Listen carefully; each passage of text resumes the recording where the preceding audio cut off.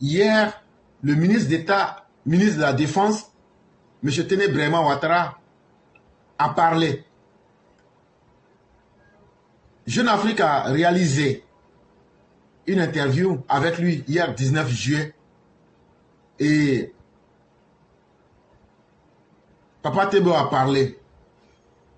Papa ne parle pas beaucoup, mais papa a parlé. Et ce qui m'a intéressé, ce n'est pas de vous lire tout l'article. J'ai pris quelques points et il a tellement bien parlé que j'ai préféré prendre certains points pour vous lire. Et donc, Jeune Afrique lui pose des questions. L'une des questions qui est posée est la suivante. Les opérations militaires conjointes et le partage des renseignements avec le Burkina Faso se poursuivent-ils depuis l'arrivée au pouvoir d'Ibrahim Traoré? Regardez très bien ce que je vous disais la semaine passée.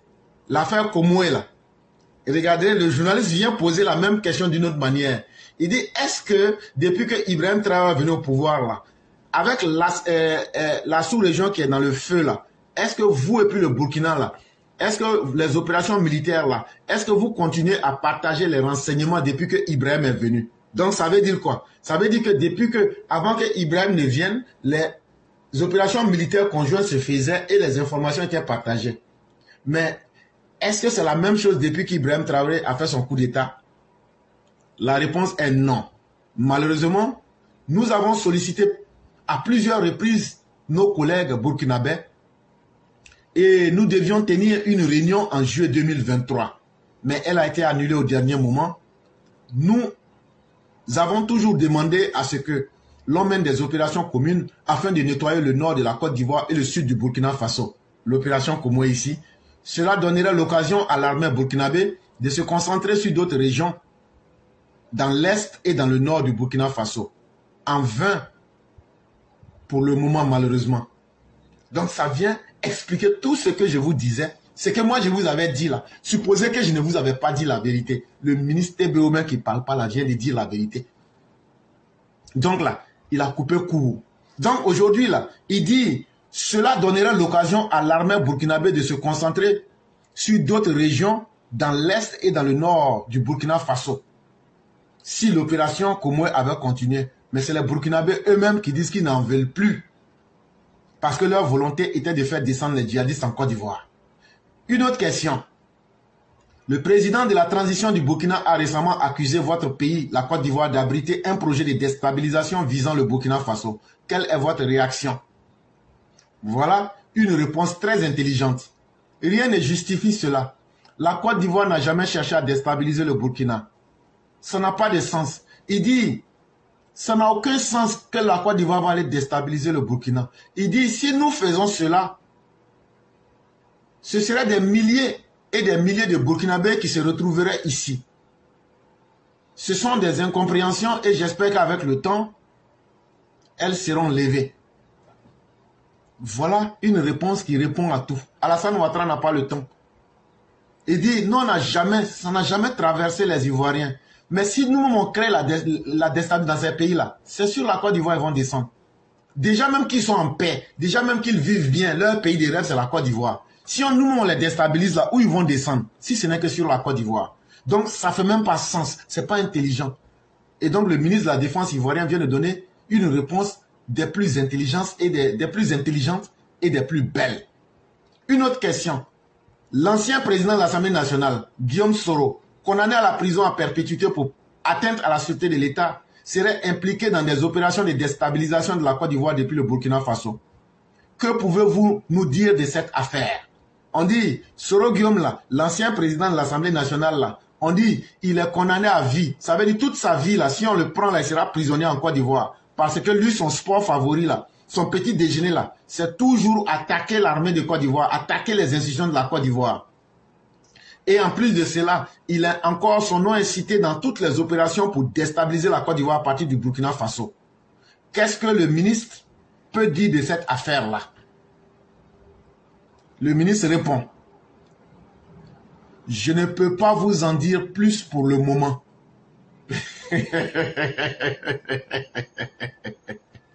Ça veut dire quoi? Soro Lan. Tu as entendu la réponse là, non? Je ne peux pas vous en dire plus pour le moment. C'est tout. La question a été plus longue que la réponse. Je dis merci au ministre TBO. Réponse courte. Tant qu'on sera attaqué, on va se défendre. Tant que tu ne changeras pas, tu n'auras pas de réponse. Et ils sont concentrés à protéger la Côte d'Ivoire. C'est ça le plus important. Que chacun continue à faire ce qu'il veut. Mais là, à travers cette réponse-là, on comprend que les autorités ivoiriennes, surtout le ministre TBO, est très lucide. Soro, tu ne peux pas tromper quelqu'un. Et là, la réponse, je ne peux pas vous en dire plus pour le moment. Ils sont trop concentrés à travailler, à protéger la Côte d'Ivoire. Quand ils auront le temps de parler, là, ils vont parler. Mais actuellement, là, tu sais ce que ça veut dire. Voilà. Donc, on avance. Une autre question. Depuis votre arrivée à la tête du ministère de la Défense en 2021, vous avez procédé à une restructuration des forces armées. Quel bilan en faites-vous? J'ai une très bonne équipe. Que ce soit le chef d'état-major des armées, le général Lansina Doumbia, et le commandant supérieur de la gendarmerie, le général Alexandre Apalo Touré. Ce sont des personnes de grande qualité qui ont une très bonne vision de ce que l'armée devrait être dans les 5 ou 10 années à venir. Nous souhaitons créer une armée professionnelle.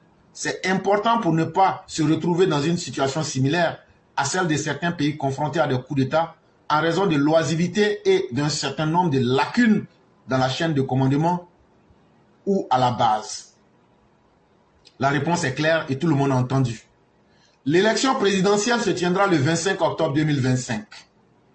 Le président Alassane Ouattara n'a pas dit s'il souhaitait ou non briguer un 4e mandat.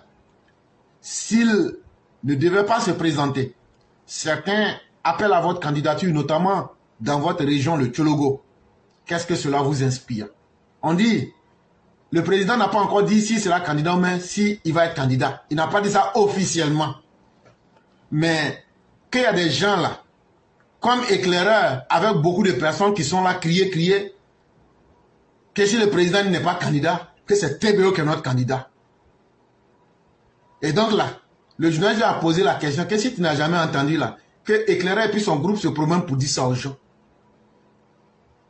Que les gens du Tchologo se promènent pour dire ça aux gens. Qu'il y a beaucoup d'Ivoiriens qui disent que c'est toi qui assures notre sécurité là. Que quelqu'un qui peut protéger la vie des gens là, c'est déjà une marque de confiance. On lui dit, qu'est-ce que ces gens-là disent là? Qu'est-ce que tu en penses? Il dit, je ne suis ni preneur ni demandeur. Il dit, c'est pas moi, je leur ai demandé de dire ça. Mais même s'ils ont dit ça aussi là, je n'accepte pas. J'ai une mission qui est celle d'accompagner mon frère. La réponse est très importante. S'il souhaite continuer, je l'accompagnerai. S'il souhaite arrêter, peut-être que je n'arrêterai pas. Et qu'à sa demande, j'accompagnerai éventuellement celui qui lui succédera. Je suis un homme de mission. Ça là, c'est une réponse qui est très technique. Il a tellement bien parlé. Le ministre a tellement bien parlé que c'est ça qu'on appelle un homme vrai. Tant que le grand chef est là, c'est avec le grand chef on continue. Et le grand chef s'appelle Alassane Dramane Ouattara. Les détails d'après là, c'est quand le chef aura décidé. Mais pour l'instant là, son équipe est là. Son équipe est aux commandes. Et le grand patron, Papa TBO, a bien répondu. Il dit, calmez-vous. Calmez-vous.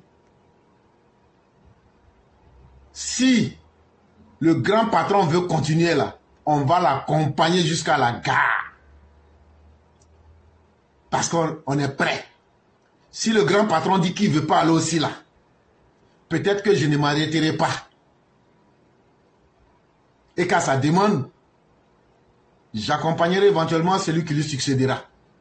Mais pour l'instant, lui, TBO est un homme de mission. Et les résultats de sa mission, nous en bénéficions tous les jours. Lors d'un grand meeting le 18 mai à Korogo, la grande ville nordiste, vous avez appelé à ce que le président Ouattara se présente. C'est donc votre souhait. Tout dépend du président.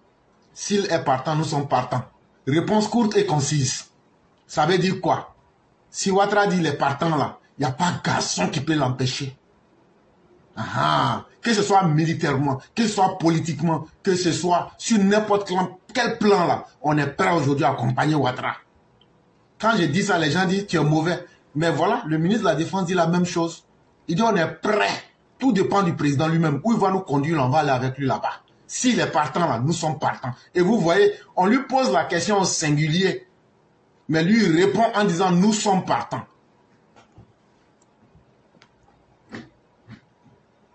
Si le président est partant, nous sommes partants. Ça veut dire qu'il y a tout un système, tout un dispositif, toute une équipe qui est là pour accompagner le président Ouattara partout où il ira. Et c'est ce que je vous dis ici tous les jours. Et pour terminer, sur le plan sécuritaire, avez-vous des inquiétudes par rapport particulier en lien avec les élections d'octobre 2025? On lui demande, mais en 2025 là-haut, est-ce qu'il n'y aura pas bang-bang? Est-ce qu'il n'y aura pas désobéissance civile? TBO dit, il n'y a aucune raison que cette élection ne se déroule pas bien. On entend dire que l'ancien président Laurent Gbagbo n'est pas sur la liste électorale et qu'il faut l'inscrire. Regardez, la réponse est très technique. On lui a posé une question qui est directe. Est-ce que vous avez des inquiétudes par rapport aux élections? Il dit, il n'y a pas feu en la demeure. Il n'y a rien d'extraordinaire qui va se dérouler. Mais regardez comment il répond à la question. Il dit, on entend dire que Laurent Gbagbo n'est pas sur la liste électorale et qu'il faut l'inscrire. Ça veut dire quoi? Ça veut dire, vous les petits menus fretins qui êtes en train de vous blaguer là. Si Laurent Gbagbo, ça veut dire la réponse là, si Laurent Gbagbo pense qu'il est garçon et qu'il va pouvoir installer le désordre là, je laisse le soin aux juristes de trancher sur cette question. Sinon, tous ceux qui veulent candidater le pourront. Mais tous ceux qui vont vouloir installer le désordre seront matés. Et donc là, insidieusement, le ministre de la Défense s'adresse directement à Laurent Gbagbo. Hey, pendant le discours à la nation, là, le président a parlé. Le président a dit qu'il ne va pas interférer dans les affaires de la justice. Mais le ministre de la Défense vient s'adresser à toi pour t'avertir, pour te dire, si tu t'amuses là, il va te mater. C'est ça. Tu comprends bien français comme moi. Tu comprends bien. Et donc là, pour nous là, tout est réglé. Maintenant, vous les petits gars des quartiers là, nous on va s'occuper de vous. Donc voilà tout ce que vous n'aimez pas entendre là. Voilà ça. Ceux qui disent que j'ai menti là, c'était dans Jeune Afrique du 19 juillet 2024. Il faut aller payer, tu vas aller lire, tu vas comprendre.